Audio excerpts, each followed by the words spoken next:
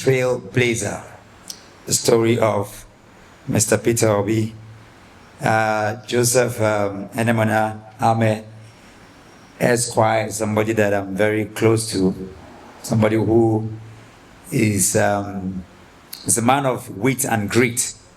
Is somebody who, you know, like they say, at a time and in a world where you can count on people, where our values have become but anything to write home about, we still have people who still believe in those, what I call spiritual and natural values, those things that don't go away, those things that don't change, regardless of seasons, regardless of time, regardless of people. Nations and leaders and people come and people go, but natural and spiritual values, they never change. Integrity will always be integrity. Honesty will always be honesty. Love will always be love. Power and passion and dedication, they'll always be what they are.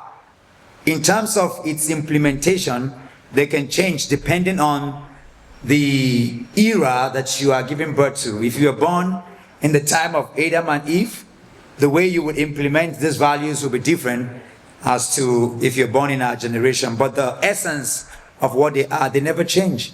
They always remain the same. And that's how I see the author of this book, which is also a replica and a reflection of who our leader is, Mr. Peter Obi, a man whom I believe and I think that I've had the most rare privilege to have worked with. I mean, I say this thing not lightly, but I can tell you that in the last 2 years, I've been given the rare privilege to have traveled with him all over the world.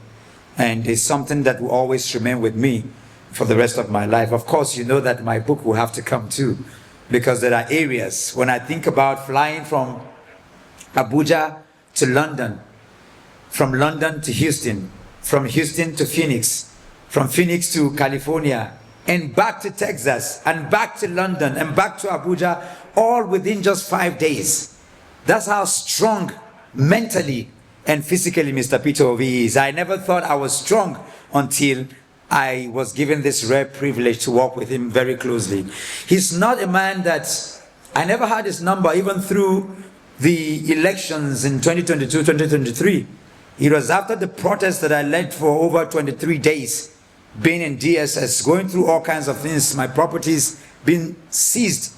Even though I was the official MC of the Obidadi campaign organization, I never had that intimate contact with him. I never knew that he took notice of everyone and everybody and the nuances through the madness of the movements from Sokoto to Zamfara to Abuja to Lagos to Ibadan to all kinds of places, to the bushes in Mubi to Mopa to all the places we went to. Mr. Peter Obi is somebody who is a man of detail.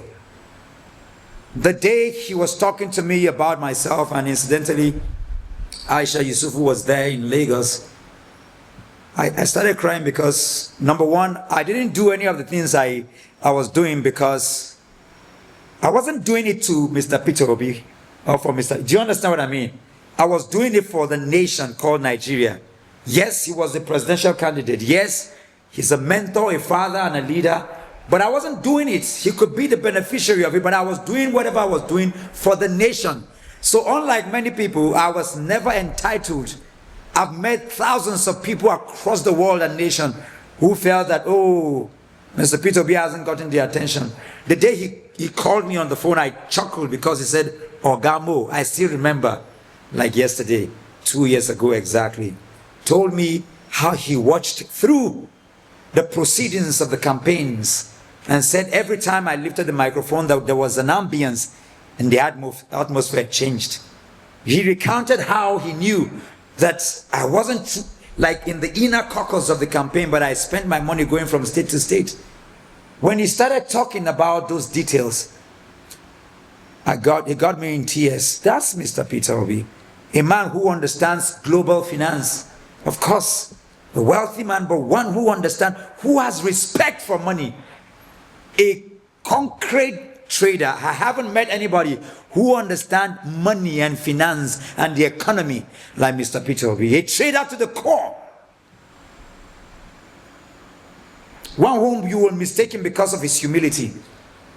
I can remember home and abroad and in many places where, I mean, a few weeks ago we had a lecture in London Business School, and I remember when I was talking with the organizers, and I said, sir, they want us there. He said, no, what is the time written on that, on the ivory? I say it's 11 o'clock.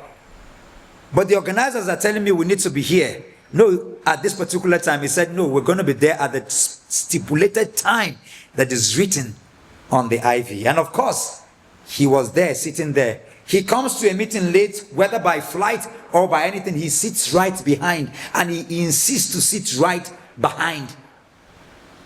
The qualities that we talk about has enshrined the stories that I hear. What makes him a trailblazer are these details of integrity, of honesty. They are this foundation, the fulcrum of humanity. They are the basis of things, so difficult, but yet he keeps to it regardless of who is watching. That's what makes him a trailblazer. And I can recount some of the things that, takes me aback. Like I said, I've been given a rare privilege to have traveled with him from Qatar to Indonesia to 17 states in America. Everywhere I've been with him, and for most places alone. So I know the man. I can speak of him when it comes to loving a nation or a people like a father who truly commits to the innate desire of nation building. Yes, he does. Whether it has to do with sitting beside him with presidents of nations, from President Jonathan to IBB, or to President Paul Kagame, or to the former president of Indonesia, and to the leaders in Qatar. The privileges have been given to sit side by side, talking to ministers and ambassadors in Indonesia, just because of what he brings to the table, understanding of the status quo, the nuances of the present day Nigeria, what it means, the energy that we all, he exemplifies and is sitting on the niche. He understands what you are going through. He understands what the elite, for lack of a better description, conspiracy is about, and yet he stays above the water. He's not carried away at every point in time. This is the man, Mr. Peter Obi, the story of a trader to a trailblazer, one whom have changed the electioneering process of Nigeria, one who has brought what we call the ancient landmark back into the political scenery of our country, one whom have exemplified what we know as stories of founding fathers of nation. The man, Mr. Peter Obi, a trader, one who has a journey that has changed our livelihood, like written here, from the bustling market of Onitsha to the national stage. This is a biography, a chronicle of the life of Mr. Peter Gregory Obi, a man whose integrity, simplicity, and vision continues to inspire the generation before, the generation now, and yes, of course, the generation to come. And I'm going to be making some payments for some of the books so that they take them to secondary schools and different places. I'm going to be committing 100,000 to begin with, and I would ensure that I do more, because I have written books too and I know what it is. I would of course share and also commit some funds to the author to encourage him and to ensure that this goes to the end of our country. This is well written, I can say, and I can see the caption, well cultured. Of course, I know Mr. Peter Obi is in Abuja today, and I would ensure that I take the message to him, and if possible, have our author meet with him today. Ladies and gentlemen, thank you and welcome. Dr. Moses Paul. And of course, even though campaign have started, I'm not here to campaign, but I'm also here to say that I'm the only person running for Abuja Municipal Area Council. I say this with the utmost pride and also humility, because nobody, I dare say, this is the most important geographical space in Africa. Many people do not even know Amak. The president lives here. The National Assembly is here. All the diplomatic symbolism and connection are here. Over 100, what do you call them, embassies are right here. So you need somebody who is grassrooted. I went to primary school here. I understand the city. I was the head boy in my primary school, secondary school. And up until PhD was done right here in Amak, right here in Abuja. So I understand the city. And I also know that I've traveled over 20 countries around the world. I know what a capital city should be like. Today, if you ask who is like being in London and not knowing the mayor of London, never again, I say. You need somebody. 2 years ago, I used to get grants in millions from the American embassy to put children in school.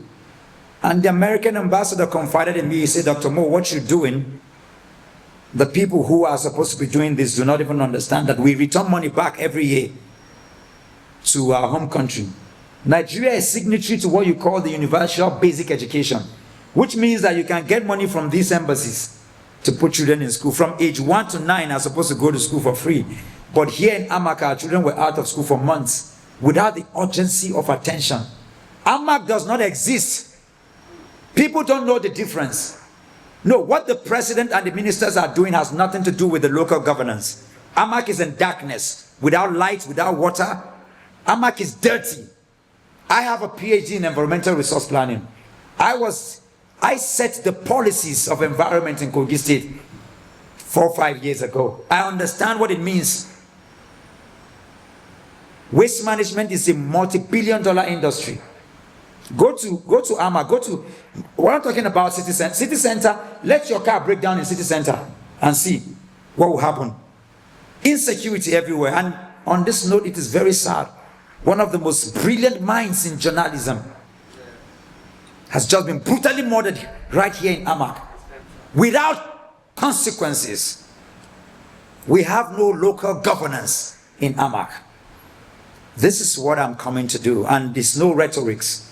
I have gone to Atlanta to bring medical equipment worth millions of dollars to renovate even the local primary health care center. If you go to Gowi by Tungama Adaki, have facilitated and I've done things there and put some of the people there. I mean, the single nurse taking care of over 100 women who are pregnant. I've gone around. I understand Amak. Our primary health care centers don't exist.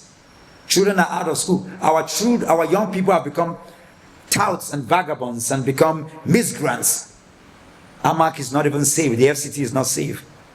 Energy cannot be created or destroyed. It can only be converted from one form to another. I understand the young people. I can give them jobs. I can give you a very simple example. The 100 embassies you see are 100 jobs, people that I will train. On my assumption of office, that's 100 young people that I am going to train because I understand what to do. I can crush the price of food right here in Amak. You shouldn't be hungry if you're in Amak. Amak does not even have a bakery. I can have 100,000 people working right now that can crush the price of bread. I mean, bread is 2,000. Poor people can't even buy bread in Amak. You can be hungry in Benue, in Zamfara, or in Lagos. You should not be hungry in Amak. It is the center of the country. So it's an aberration what we're having. This story can change. A new Amak is possible. And Dr. Mo is here to do that.